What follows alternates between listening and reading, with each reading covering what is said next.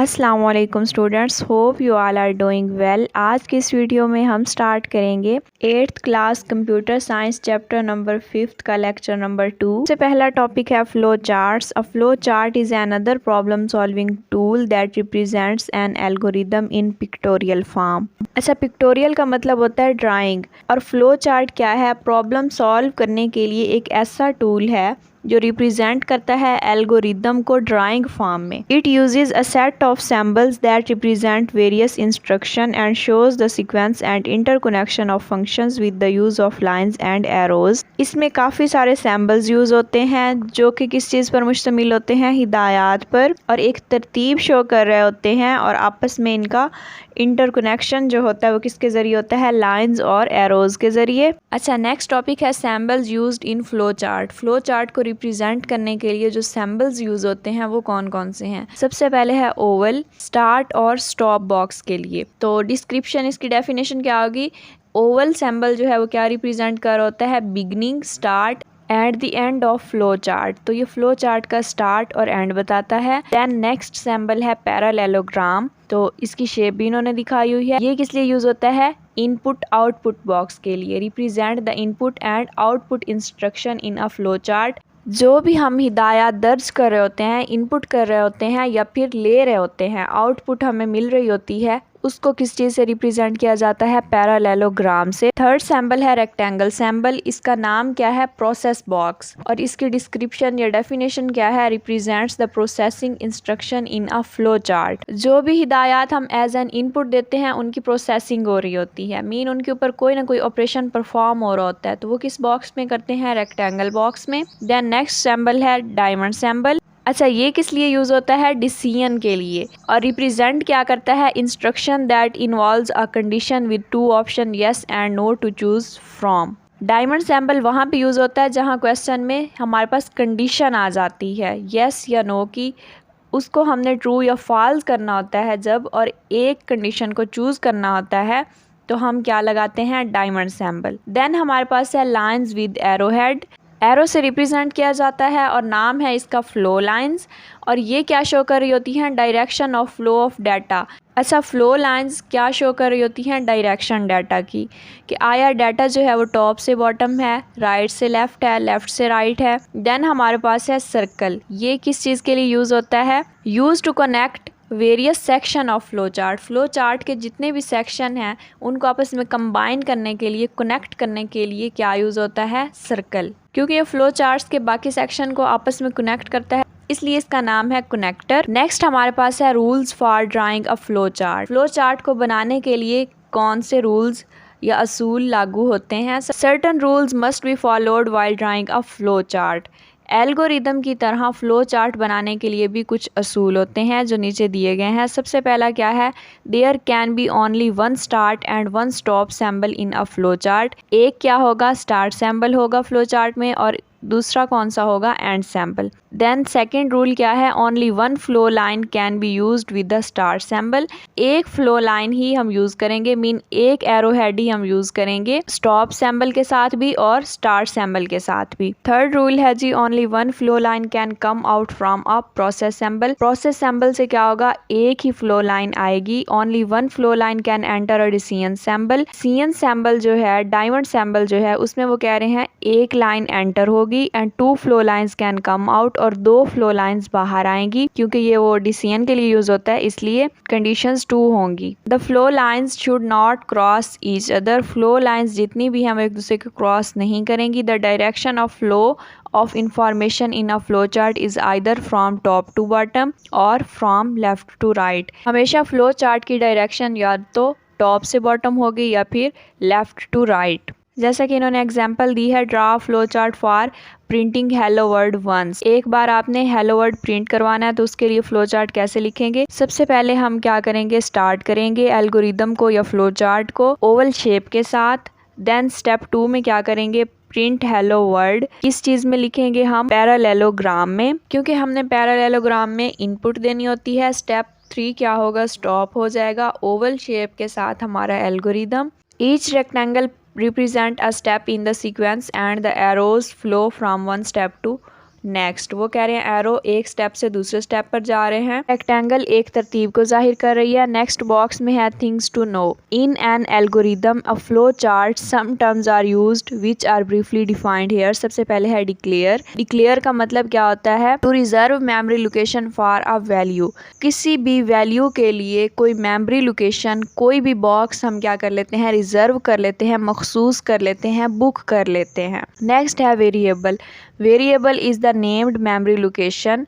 ऐसी memory location जिसको हम नाम दे देते हैं। To store a value. Value को स्टोर करने के लिए टेम्परेरली। टेम्परेरली मतलब कुछ वक्त के लिए। During the execution of program, जब हम प्रोग्राम चला रहे होते हैं। देन है read. Read is the command use to store value in the variable. Read एक ऐसी कमांड या बटन है जो किस लिए यूज़ होता है? वैल्यूज़ को, वेरिएबल्स को स्टोर करने के लिए। देन है परसेंटेज सैम्बल। इसको हम मॉड सैम्बल भी कहते हैं। It is use to show the remainder in a division process. जब भी डिवीजन का प्रोसेस हो रहा होता है तो ये किस चीज़ को शो कर होता है? जो हमारे पास बाकी रिमाइंडर रह जाता है उसको। जैसा कि 5 को अगर हम 2 पे डिवाइड करें तो हमारे पास रिमाइंडर कितना आता है? 1।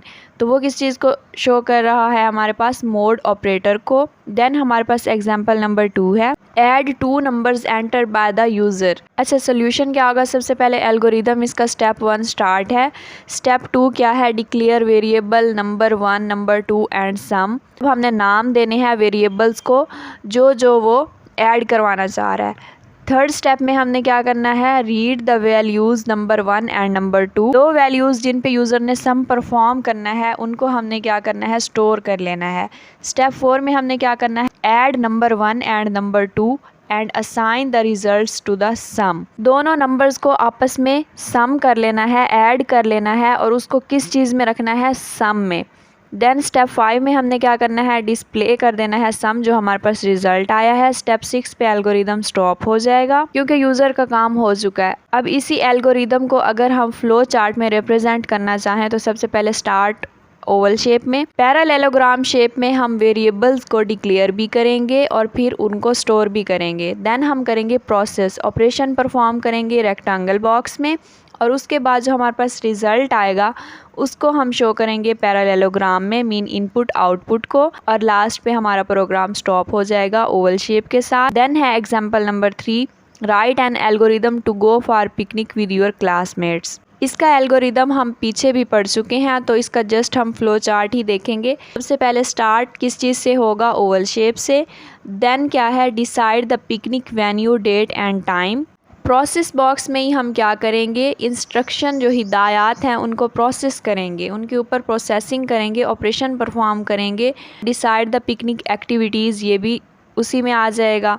इसका जितना भी स्टेप बाय स्टेप एल्गोरिदम है वो हमने प्रोसेस बॉक्स में ही लिखना है और एंड पे हमने क्या कर देना है? प्रोग्राम को स्टॉप कर देना है। क्योंकि एग्जाम्पल ऐसी है इसमें जस्ट हिदायत के ऊपर ही अमल हो रहा है, ना तो इसकी कोई इनपुट आउटपुट है और ना ही कोई कंडीशन है। नेक्स्ट एग्जाम्पल नंबर 4 का फ्लो चार्ट दिया हुआ है। इसका एल्गोरिदम भी हम पहले कर चुके हैं तो जस्ट फ्लो चार्ट ही देखते हैं। देन हम क्या लेंगे? रेक्टेंगल बॉक्स लेंगे। सबसे पहले हम स्टार्ट करेंगे ओवल शेप के साथ। प्रोसेसिंग के लिए boil water in saucepan. Then हमने पैरेललोग्राम के सैम्बल लेने हैं क्योंकि हमने इनपुट देनी है। Add tea to boiling water, add sugar to boiling water, add milk to boiling water. उसके बाद देन हमने फिर प्रोसेस सैम्बल ले लेना है, रेक्टेंगल सैम्बल ले लेना है कि अब हम प्रोसेस करवा रहे हैं, हमने इनपुट्स दे दी हैं। फिर हमने क्या करना है? एक रेक्टेंगल सैम्बल ले लेना है। Filter the T into the cup. T हमारे पास क्या है? आउटपुट है, तो उसको हम किस में लेंगे? पैरेललोग्राम में। देन लास्ट में ओवल शेप के साथ फ्लो चार्ट स्टॉप हो जाएगा। देन हमारे पास एग्जाम्पल नंबर 5 है, ये भी हम पहले कर चुके हैं इसका एल्गोरिदम। फ्लो चार्ट स्टार्ट होगा जी ओवल शेप के साथ। उसके बाद हम पैरेललोग्राम लेंगे इनपुट देने के लिए, input L1 and L2। Then हम लेंगे कंडीशन अप्लाई करने के लिए डायमंड सैम्बल। 2 फ्लो लाइंस उसमें से निकलेंगी और हमारे पास क्या होगा? Print line segment are equal और print line segment are not equal. और हमारे पास एक कंडीशन जो ट्रू हुई वो चूज़ होगी। एक में होगा print line segment are equal और देन दूसरी में होगा print line segment are not equal. दोनों कंडीशंस को मिला के हम फ्लो लाइन लगाएंगे और फ्लो चार्ट को स्टॉप कर देंगे ओवल शेप के साथ। नेक्स्ट एग्जाम्पल नंबर 6 है। इसका हम एल्गोरिदम पहले कर चुके हैं। फ्लो चार्ट में क्या होगा? सबसे पहले स्टार्ट होगा ओवल शेप के साथ। देन हम क्या लेंगे, एक प्रोसेस बॉक्स लेंगे, डिक्लेयर करेंगे वेरिएबल नंबर को। देन हम पैरेललोग्राम का सिंबल लेंगे, उसमें हम इनपुट देंगे और फिर हम डायमंड सिंबल लेंगे, कंडीशंस अप्लाई करेंगे। दो हमारे पास कंडीशंस आएंगी, या तो नंबर इवन होगा या फिर ऑड। इन दोनों कंडीशंस में से एक ट्रू होगी। दोनों को आपस में कंबाइन करके फ्लो चार्ट को स्टॉप कर देंगे ओवल शेप के साथ। नेक्स्ट है advantages of flow chart. Flow chart के फायदे क्या हैं? Expressing an algorithm in a flow chart allows us to see an algorithm in action. Flow chart क्या जाहिर कर होता है कि algorithm in action, algorithm work कर रहा है। सेकेंड एडवांटेज है it forces us to think very carefully about sequencing and selection. ये हमें तरतीब और सिलेक्शन के बारे में सोचने पर मजबूर करता है। Which arrows goes to what node, और ये बताता है कि कौन सा एरो किस नोड की तरफ जाएगा। Are there any missing arrows, कोई एरो मिस तो नहीं है। Those are the kind of valuable questions that can come up while translating an algorithm into a flow chart. तो ये सारे क्वेश्चन हमारे माइंड में आ रहे होते हैं जब भी हम एक फ्लो चार्ट डिज़ाइन कर रहे होते हैं। देन डू यू नो वाले बॉक्स में इन्होंने बताया हुआ है although using flow chart is fairly simple, making changes to them is a problem. इसको चेंज करना जो है आसान नहीं है। Most likely you will have to redo the entire flow chart. अगर आपने एक बार एक फ्लो चार्ट सेव कर दिया है, आपने दूसरा बनाना है, तो आप पहले वाले फ्लो चार्ट को एडिट करके नहीं बना सकते, को दोबारा से नया फ्लो चार्ट डिज़ाइन करना होगा। नेक्स्ट टॉपिक है computation thinking in process. Before computer can be use to solve a problem, the problem itself and how it could be resolved must be understood. वो कह रहे हैं प्रॉब्लम को computer पर हल करने से पहले हमें खुद प्रॉब्लम की समझ होनी चाहिए और उसे रिजॉल्व कैसे करना है ये भी हमें पता होना चाहिए। Computational thinking help us with these task. तो कंप्यूटेशनल थिंकिंग जो है वो इस चीज़ में हमारी मदद करती है। It enables the programmer work out exactly what to instruct the computer to do. वो कह रहे हैं प्रोग्रामर को ये चीज़ वो अलाउ कर रही होती है कंप्यूटेशनल थिंकिंग कि वो कंप्यूटर को हिदायत दे कि उसने करना क्या है। वंस इट इज़ क्लियर, जब वो हिदायत दे देता है, the solution can be converted into programming language. Solution किस चीज़ में कन्वर्ट हो जाता है? प्रोग्रामिंग लैंग्वेज में, जो कि कंप्यूटर की ज़बान है। Look at the given table to find the advantages and disadvantages of computational thinking. Table में नेक्स्ट उन्होंने एडवांटेजेस और डिसएडवांटेजेस बताए हुए हैं कंप्यूटेशनल थिंकिंग के फ़ायदे और नुकसानात। पहली टर्म है थिंकिंग एब्स्ट्रैक्टली। इसका मतलब क्या होता है? आपने माइंड में कोई चीज़ एज्यूम कर लेनी है, फ़र्ज़ कर लेनी है, कंसीडर कर लेनी है। प्रॉब्लम है डायरेक्ट हमारे दिमाग में कोई ना कोई खाका बन जाता है उसके सॉल्यूशन का। देन एडवांटेजेस में क्या आ जाता है? Allows us to make predictions. Thinking abstractly क्या करता है? पेशन गोई करने में हमारी मदद करता है कि अगर ये प्रॉब्लम है तो इसको सॉल्व हम कैसे कर सकते हैं, ये कैसे रिजल्ट्स आएंगे। अच्छा, अब इसका डिसएडवांटेज क्या है? Predicting market user trends and technical factors could be challenging. Too many factors that are changeable में mean the scenario is too complex to model accurately. वो कह रहे हैं मार्केट के बारे में पेशन गोई करना, यूजर के बारे में या ट्रेंड के बारे में, वो अपवर्ड जा रहा है, डाउनवर्ड जा रहा है डाटा, वो एक टेक्निकल पहलू है और हमारे लिए मुश्किल हो सकता है क्योंकि इसमें काफ़ी सारे ऐसे फैक्टर्स होते हैं जो कि चेंजेबल नहीं होते। जो भी हमने सिनेरियो बनाया होता है, रिटन आउटलाइन जो हमारे पास होती है, तो उसके मॉडल को सही तौर पर डिज़ाइन करना हमारे लिए टू कम्प्लेक्स, बहुत ज़्यादा मुश्किल हो जाता है। आसान अल्फाज में इसका मतलब ये है जो हम अपने माइंड में पेशन गोई कर रहे हैं वो उस चीज़ के बिल्कुल बरक्स होती है। जब हम एक काम को प्रैक्टिकली परफॉर्म करते हैं उसमें हमें काफ़ी ज़्यादा मुश्किलात आती हैं। सेकेंड टर्म हमारे पास है थिंकिंग अहेड। थिंकिंग अहेड का मतलब होता है जो डिसीजन हमने लिया है आया वो हमारे लिए बेनिफिशियल होगा भी, सही फ़ायदा मंद होगा भी कि नहीं। एडवांटेज क्या है इसका? Caching can speed up a process. Caching का मतलब होता है स्टोर करना डाटा को, तो ये एक जल्द हो जाने वाला प्रोसेस है। लेकिन इसका नुकसान क्या है? Caching can be complicated. ये मुश्किल हो सकती है टू इम्प्लीमेंट जब हम उसको प्रैक्टिकली परफॉर्म कर रहे होते हैं। Caching requires the correct data. ये क्या रिक्वायर करती है? एक थिंकिंग ही रिक्वायर नहीं करती। जो हम सोच रहे हैं ऐसा नहीं होता कि बिल्कुल सेम उसी तरह से ही हमारे पास डाटा हो। चीज़ वो रिक्वायर कर रही है वो क्या है? Correct data. Fetched for the next task. Fetched का मतलब होता है लाना, bring. For the next task, अगले काम के लिए। वो कह रहे हैं थिंकिंग अहेड। माइंड में तो हमने काफ़ी सोच लिया कि इस तरह का डाटा होगा, हम ये करेंगे वो करेंगे, लेकिन प्रैक्टिकली जब हम उसको परफॉर्म करेंगे तो हमारे लिए मुश्किल होगी। एक टास्क को परफॉर्म करने के लिए हमें करेक्ट डाटा चाहिए होगा। देन थर्ड टर्म है thinking procedurally decomposition, mean step by step एक चीज़ को डिवाइड करके उस पर सोचना। तो इसका एडवांटेज क्या है, can be done with flow chart. ये किसके ज़रिए हम कर सकते हैं, फ्लो चार्ट के ज़रिए। लेकिन इसका डिसएडवांटेज क्या है, it may not be entirely possible with an event driven approach rather than a procedural approach to problem solving. अच्छा, यहाँ पे दो टर्म यूज़ हुई हैं, एक है इवेंट ड्राइवन अप्रोच और दूसरी है प्रोसीजरल अप्रोच। प्रोसीजरल नाम से ज़ाहिर हो रहा है कि स्टेप बाय स्टेप अप्रोच, और इवेंट का मतलब होता है जैसे जैसे वाक़यात हुए होंगे उनको उसी तरह लिखना, उनकी कोई तरतीब नहीं होगी। मीन जो हमने डिकम्पोजिशन की है वो क्या है, इवेंट ड्राइवन है। हमने जस्ट हकाइक देख के उसकी बुनियाद पर की है जैसे जैसे वाक़यात हुए हैं, लेकिन एक प्रोसीजर को भी साथ लेके चलना है।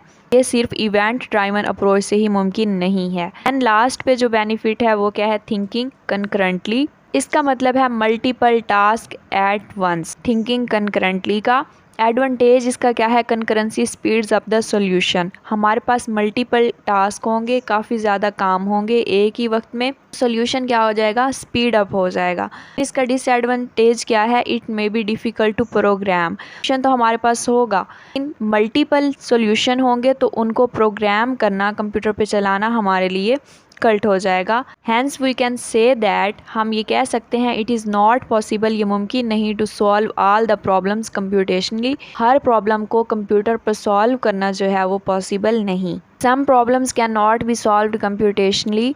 उनमें कौन कौन से आ जाते हैं वो नेक्स्ट हम देखते हैं। सबसे पहला प्रॉब्लम जो कंप्यूटर पर सॉल्व नहीं होता वो है factoring large numbers in small time. अच्छा, फैक्टरिंग प्रॉब्लम बेसिकली वो प्रॉब्लम्स होते हैं जो कि अलजबरा वाले होते हैं, तो अगर वो काफ़ी बड़े हैं तो उनको हमारे लिए कम टाइम में हल करना मुश्किल होगा कंप्यूटर पर। The factoring problem ask you to identify the prime factor of an odd integer is an example of computational challenge. वो कह रहे हैं क्योंकि फैक्टरिंग प्रॉब्लम में हमने क्या करना होता है, ऑड इंटीजर के प्राइम फैक्टर्स आइडेंटिफाई करने होते हैं, उनकी शनाख्त करनी होती है, तो ये कंप्यूटर के लिए एक चैलेंज है।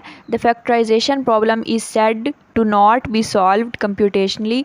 The factoring effort increases exponentially as the size of input integer increases. अगर क्वेश्चन ज़्यादा लंबा होगा तो हमारे पास पावर इंक्रीज़ होगी और उसको हम हल नहीं कर सकते कंप्यूटर पर। दूसरे प्रॉब्लम होते हैं हाल्टिंग प्रॉब्लम, जो कि कंप्यूटर पर सॉल्व नहीं होते। हाल्टिंग का मतलब होता है रोकना, ऐसे प्रॉब्लम जो रुकते ही नहीं। The halting problem is an decision problem. Halting mean terminating और stopping out a program after a certain execution. वो कह रहे हैं एक प्रोग्राम अगर चलता चलता अचानक स्टॉप हो जाता है तो उसको हम क्या कहते हैं, हाल्टिंग। वी आर अनएबल, हम इस काबिल नहीं होते, to create a generic algorithm, हम एक ऐसा एल्गोरिदम बना सकें दैट कैन एक्यूरेटली प्रिडिक्ट, जो ये पेशन गोई कर सके, वेदर अ सर्टन प्रोग्राम, जो प्रोग्राम हम बना रहे हैं, विल एवर स्टॉप और नॉट, ये स्टॉप होगा भी कि नहीं। Additionally there is no generic algorithm that can tells us whether a certain program will complete its execution and stop.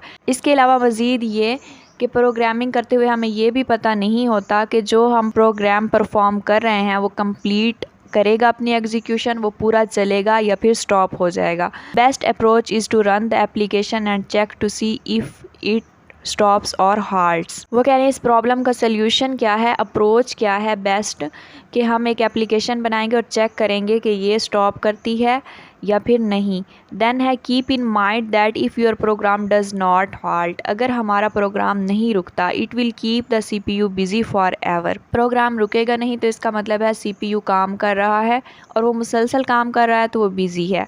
In programming में वो से it is an infinite loop, हम इसको क्या कहते हैं, इनफाइनाइट लूप है जो ख़त्म होने का नाम ही नहीं ले रही। Our programs should never get into infinite loops, otherwise the system will not work properly.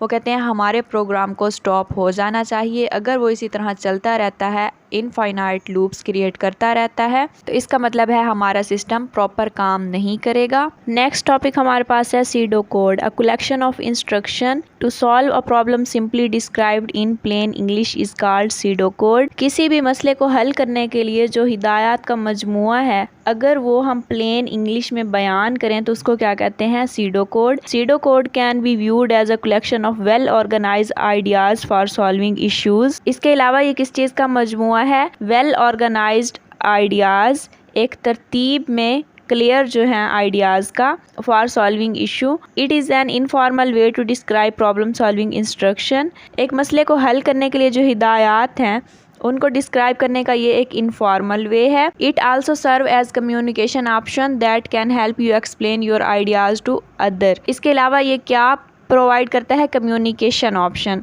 जिसके ज़रिए आप अपना आइडिया दूसरे लोगों के सामने रिप्रेजेंट कर सकते हैं। Although there are not set guidelines for writing pseudo code, it can be useful to use common term like input output if then else while do for etc। वो कह रहे हैं इसको लिखने के लिए कोई ज़्यादा गाइडलाइन की ज़रूरत नहीं होती, जस्ट कुछ टर्म्स होती हैं जिनमें input output if then else while do वगैरह शामिल हैं। Coders often can use pseudocode as an intermediate step in programming in between the initial planning stage and the stage of writing actual executable code। कौन सा दरमियानी रास्ता? Code लिखने से लेके code को एग्जीक्यूट करने तक का, चलाने तक का। देन है writing a basic structure SIDO code. अगर हमने सीडो कोड लिखना है तो उसका बेसिक स्ट्रक्चर कौन सा होगा? तो इसकी बेसिक्स हैं कुछ। सबसे पहले है put the task in the proper order then start writing. सबसे पहले हमने एक टास्क को, एक काम को पूरे प्रॉपर ऑर्डर में लिखना है, सीक्वेंस में लिखना है और फिर उसको लिखना स्टार्ट कर देना है। Start with the statement that state the primary objective. हमने स्टेटमेंट से स्टार्ट करना है और उसका प्राइमरी ऑब्जेक्टिव बताना है कि हम ये स्टेटमेंट क्यों लिख रहे हैं। Use the proper sentence case for each type of word. हमने एक एक चीज़ को प्रॉपर वर्डिंग में लिखना है। Apply the proper naming convention, the name must be clear and concise. अगर हम सीडो कोड में कोई भी प्रोग्रामिंग कर रहे हैं और कोई भी नाम है तो हमने उसको क्लियर और कंसाइज लिखना है। It should be easy enough for a layman to understand. वो कह रहे हैं ये इतनी इजी लैंग्वेज में लिखा होना चाहिए कि एक आदमी जिसको एक चीज़ का प्रॉपर नॉलेज नहीं भी है वो भी इसको समझ सके। देन है right everything that will occur in the real code without abstraction. हमने एक रियल चीज़ को बयान करना है, अपने आइडियाज़ जाहिर नहीं करने। It can be easy to revert to writing in code once you plan your program. Revert का मतलब होता है रिवर्स कर देना। We must remember that purpose of our pseudo code and explain what line of program should do. वो कह रहे हैं हमने पर्पस सीडो कोड लिखने का याद रखना है और ये भी एक्सप्लेन करना है कि जो एवरी लाइन है सीडो कोड में वो क्या बयान कर रही है, ये क्या करना चाह रही है। This will keep us grounded while creating the SIDO code document. इस तरह से क्या होगा, ग्राउंडेड रह के पता भी नहीं चलेगा किसने ये एक्सप्लेन किया या सीडो कोड लिखा है। हम आसानी से अपना सीडो कोड डॉक्यूमेंट बना सकते हैं। देन है pseudo code to print the sum of two integer number. अब सीडो कोड लिखना है प्लेन इंग्लिश में। सबसे पहला स्टेप क्या होगा? Step 1 use plain text editor. Here we have open notepad.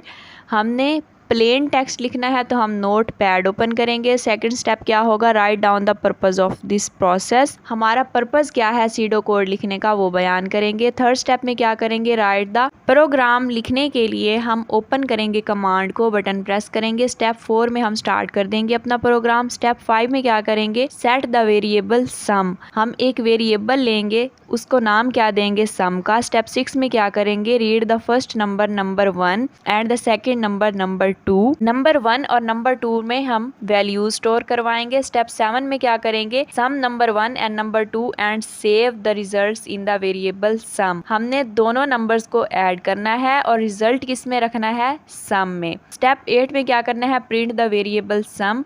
हमने उसको प्रिंट करवा देना है और स्टेप 9 पे एंड कर देना है programme.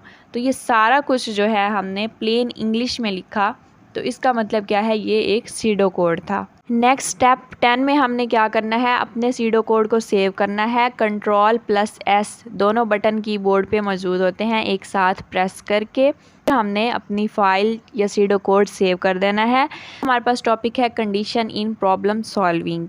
Condition are the key factor in problem solving. Condition tells us to take the right path based on some test. These tests may be simple tests like checking the value of statement or selecting the right key for your home door lock. A bunch of keys. वो कह रहे हैं अगर problem solving में condition आ जाती है तो हमने एक राइट पाथ चूज़ करना होता है। कंडीशंस हमारे पास 2 या 2 से ज़्यादा होती हैं, तो हमने एक करेक्ट कंडीशन जो ट्रू हो रही है वो चूज़ करनी होती है। उसकी मिसाल उन्होंने कैसे दी है कि अगर आपके पास चाबियों का एक गुच्छा है और आपने एक लॉक को खोलने के लिए एक की इस्तेमाल करनी है, उसको हमने ढूंढना है। These condition decide which task will be performed if condition is true. वो कह रहे हैं यही कंडीशन डिसाइड करती हैं कि क्या काम करना है अगर ये कंडीशन ट्रू हो गई। For example, if the right key for the door lock is chosen, अगर हम एक सही चाबी मुंतखब कर लेते हैं डोर को ओपन करने के लिए तो हमारे पास रिजल्ट क्या आएगा, the lock will be open, lock खुल जाएगा। The way you can differentiate between the problem where the if then else and if with multiple condition can be apply depends on problem. अब conditions की आगे कुछ types आ रही हैं, उनमें क्या क्या है, if condition, if then else और देन काफ़ी सारी अगर आ रही हैं तो उनको हम आइट्रेशन कहते हैं। नेक्स्ट हम इन सबको डिस्कस करते हैं। सबसे पहले है if condition. In if condition, a statement or block of statements are only executed if a specific condition is true. वो कह रहे हैं if condition तब अप्लाई होगी जब हमारे पास एक स्टेटमेंट है या काफ़ी सारी स्टेटमेंट्स हैं, उनमें से कोई एक अगर ट्रू होगी तो हमारे पास if कंडीशन अप्लाई होगी। Otherwise neither the statement nor the block of statement is executed. अगर हमारे पास वो कंडीशन ट्रू नहीं होती तो हमारे पास कोई भी स्टेटमेंट आगे एग्जीक्यूट नहीं होगी, नहीं चलेगी। For example, consider that if it is cold outside we would take tea. तो एग्जाम्पल क्या है, अगर बाहर सर्दी हुई तो हम चाय लेंगे। अगर ये ट्रू हो जाती है तो जाहिर सी बात है वो चाय लेगा, अगर नहीं तो कोई भी स्टेटमेंट आगे नहीं चलेगी। अगर कंडीशन ट्रू नहीं होगी तो प्रोग्राम चलना बंद हो जाएगा, एग्जीक्यूट होना बंद हो जाएगा। देन हमारे पास सेकंड कंडीशन है इफ़ देन एल्स कंडीशन। अच्छा, आसान लफ्ज़ों में अगर मैं आपको बताऊं तो इसमें ये होगा कि अगर कंडीशन ट्रू होगी तो भी कोई स्टेटमेंट चलेगी, अगर ट्रू नहीं होगी तो भी कोई स्टेटमेंट चलेगी। For example, if it is cold outside, अगर बाहर सर्दी होगी, वी वुड टेक टी, तो हम क्या चाय लेंगे। एल्स कंडीशन दूसरी लगी, एल्स वाली, वी वुड इंजॉय आइसक्रीम, अगर सर्दी नहीं होगी तो हम आइसक्रीम इंजॉय करेंगे। तो अब हमारे पास 2 स्टेटमेंट्स आ गई हैं, कंडीशन फॉल्स होने की सूरत में भी और कंडीशन ट्रू होने की सूरत में भी। तो ये कंडीशन हमारे पास कहलाएगी इफ एल्स कंडीशन। देन हमारे पास थर्ड कंडीशन है iteration in problem solving. Some time we want to repeat an action again and again, it is called iteration. वो कह रहे हैं जब हम एक काम बार बार कर रहे होते हैं तो इसको हम क्या कहते हैं, iteration. It is also refer to as loop, इसको हम लूप भी कहते हैं। Loop allows you to repeat an action और set of action until a particular condition is satisfied. तब तक लूप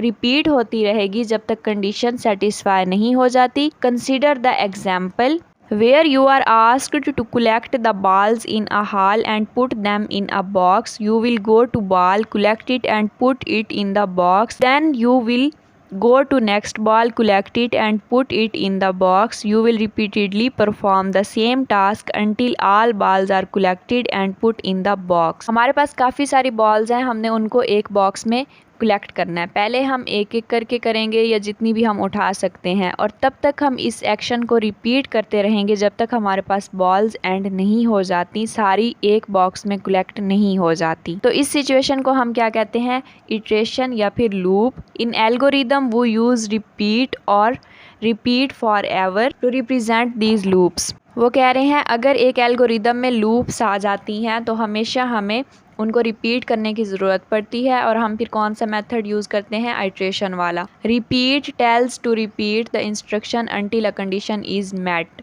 और तब तक हम एक कंडीशन को रिपीट करते रहते हैं, एक हिदायत को रिपीट करते रहते हैं जब तक हमारे पास कंडीशन ट्रू नहीं हो जाती।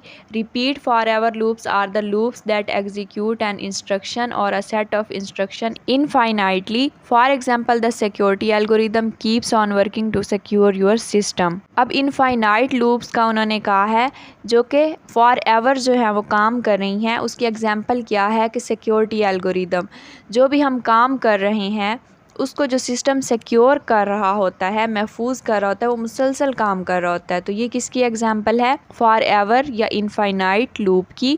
उसके बाद इसकी एग्जाम्पल उन्होंने दी है right an algorithm that prints even number from 2 to 100। सबसे पहला स्टेप होगा स्टार्ट। स्टेप 2 में हम क्या करेंगे, एक वेरिएबल लेंगे या डिक्लेयर करेंगे वैल्यू 2 to नंबर, किसी नंबर को हम वैल्यू 2 देंगे। स्टेप 3 में हम क्या करेंगे, उस वैल्यू को प्रिंट करेंगे। स्टेप 4 में हम क्या करेंगे, ऐड 2 to नंबर, उस नंबर में हम क्या करेंगे, 2 मज़ीद ऐड करेंगे। स्टेप 5 में हम क्या करेंगे, अब जाहिर सी बात है हम इतना बड़ा प्रोग्राम तो नहीं बनाएंगे कि 2 ऐड करते जाएं सब में। हमने एक कंडीशन दे दी, if the value of number less than equal than 100। जब तक वैल्यू जो है 100 से लेस रहे या फिर इक्वल हो जाए तो तब तक हमारी जो कंडीशन है वो चलती रहे, मतलब 2 ऐड होते रहें, रिपीट होता रहे स्टेप। लेकिन जैसे ही कंडीशन फॉल्स हो, 100 से ऊपर नंबर चले जाएं, तो हमारी जो इटरेशन है या लूप है वो स्टॉप हो जाए, तो हमारे पास इसका एल्गोरिदम ये ख़त्म हो गया। नेक्स्ट टॉपिक है concept of nesting. Nesting is the placement of one object with in an other object. एक ऑब्जेक्ट को दूसरे के साथ रिप्लेस कर देना, दूसरे की जगह पर रख देना, इसको क्या कहते हैं, नेस्टिंग। इन प्रॉब्लम सॉल्विंग डिफरेंट एलिमेंट्स में be placed within other elements. एक मुश्किल को हल करने के लिए काफ़ी सारे ऐसे एलिमेंट्स होते हैं जिनकी जगह पर हम दूसरे एलिमेंट्स यूज़ कर रहे होते हैं। फॉर एग्जाम्पल यू में place conditions with in other conditions, मतलब लूप्स के अंदर भी हम लूप्स का यूज़ कर रहे होते हैं, तो उसको हम क्या कहते हैं, nesting. Problem solving is made powerful yet easy because of nesting. तो नेस्टिंग जो है एक पावरफुल मेथड है, ताकतवर मेथड है एक प्रॉब्लम को सॉल्व करने के लिए। The number of step requires is decrease. अच्छा, इसकी एक ख़ास बात क्या है कि इसमें नंबर ऑफ स्टेप्स जो हैं प्रोग्रामिंग के कम हो जाते हैं। उसके बाद है नेस्टेड कंडीशन। कंडीशन में be placed within other condition to solve a problem. These conditions will have many if conditions blocks that are checked line by line until a condition is true. इसमें क्या होता है, if condition जो है वो बार बार एक block पे, एक स्टेटमेंट पे जाती है जब तक कंडीशन ट्रू ना हो जाए। अगर कंडीशन ट्रू नहीं होती तो इसका मतलब है एल्स कंडीशन लगेगी, मीन फॉल्स वाली स्टेटमेंट लगेगी। तो इसके एग्जांपल देख लेते हैं। स्टेप 1 है स्टार्ट। स्टेप 2 क्या है, declare 3 values A B C, हमने 3 वैल्यूज़ लेनी है। स्टेप 3 में हमने क्या करना है, रीड करना है वैल्यूज़ ए बी सी को, मीन इनको स्टोर करना है टेम्परेरली। स्टेप 4 में हमने चेक करना है कि ए की वैल्यू ग्रेटर है बी की वैल्यू से। स्टेप 5 में क्या करना है, ए की वैल्यू बी से ग्रेटर हो जाती है तो हमने क्या करना है, कंडीशन ट्रू हो जाएगी। फिर दोबारा से हमने चेक करना है कि ए की वैल्यू क्या सी से भी बड़ी है। इसी तरह से अगर कंडीशन ट्रू हो जाती है तो हम क्या प्रिंट करेंगे, ए इज़ ग्रेटेस्ट नंबर, क्योंकि इसकी वैल्यू जो है वो बी से भी बड़ी है और सी से भी बड़ी है। सेम यही चीज़ हम करेंगे बी के लिए। बी को चेक करेंगे कि बी की वैल्यू ए से बड़ी है या नहीं है। फिर सी से चेक करेंगे कि सी से बड़ी है बी की वैल्यू या नहीं। अगर हो जाती है तो हम क्या टाइप करेंगे कि बी इज़ ग्रेटेस्ट नंबर, और अगर नहीं होती तो फिर हम क्या करेंगे, अगर नहीं होती तो हम फिर थर्ड नंबर सी पे आएंगे, उसको चेक करेंगे, क्योंकि ए बी तो हमने चेक कर लिए। इसका मतलब क्या होगा कि थर्ड वाला फिर क्या है, ग्रेटेस्ट नंबर है, क्योंकि ए और बी तो नहीं है, कंडीशन उन पे फॉल्स हो गई। अगर ट्रू हो जाती है उनमें से कोई तो इसका मतलब है उनमें से कोई एक ग्रेटेस्ट नंबर है। कंडीशन फॉल्स हो जाती है तो इसका मतलब है ग्रेटेस्ट नंबर सी है, और हम क्या प्रिंट करवाएंगे, सी एज ग्रेटेस्ट नंबर। और स्टेप नंबर 7 पे हम एल्गोरिदम को या प्रोग्राम को स्टॉप कर देंगे। लास्ट टॉपिक हमारे पास है नेस्टेड इटरेशन और loops. Just like the nested condition, nested condition की तरह you can also nest the loops. हमारे पास काफ़ी ज़्यादा लूप्स हैं तो हम उनको भी क्या कर सकते हैं, कम कर सकते हैं, डिक्रीज कर सकते हैं, नेस्ट कर सकते हैं। Nesting can be done to any level. You can use as many loops within other loops as you want. के अंदर वो कह रहे हैं लूप्स यूज़ कर सकते हैं, but increasing the level of nesting, जैसे जैसे नेस्टिंग बढ़ेगी तो क्या होगा, will result in increasing complexity. तो हमारे पास मुश्किलात बढ़ेंगी। जिस तरह से एग्जाम्पल में उन्होंने बताया हुआ है, अगर हमने इटरेशन या फिर लूप्स पे नेस्टेड कंडीशन अप्लाई करनी है तो कैसे करेंगे। तो सबसे पहले ब्रैकेट्स लगाएंगे, रिपीट करेंगे कंडीशन को, जो हमारे पास मेन स्टेटमेंट है हम वो लिखेंगे कि अगर कंडीशन ट्रू हुई तो क्या करना है, अगर कंडीशन फॉल्स हुई तो क्या करना है, और हम उसको देन डबल ब्रैकेट्स के साथ क्लोज करेंगे, क्योंकि ये कौन सी नेस्टेड लूप्स हैं, इटरेशन वाली। इटरेशन में बार बार लूप्स रिपीट होती हैं, इसलिए हम क्या कर रहे हैं, डबल ब्रैकेट्स यूज कर रहे हैं स्टार्ट पे भी और एंड पे भी। सो फाइनली 5th चैप्टर की थ्योरी तो हो गई एंड। अगर आपको किसी बात की समझ नहीं आई तो आप कमेंट बॉक्स में पूछ सकते हैं। वीडियो अच्छी लगी हो तो लाइक, शेयर और चैनल को कर लें सब्सक्राइब। अगर आप चैनल पर नए हैं तो अपना बहुत सारा ख्याल रखिएगा। नेक्स्ट वीडियो तक के लिए अल्लाह हाफिज़।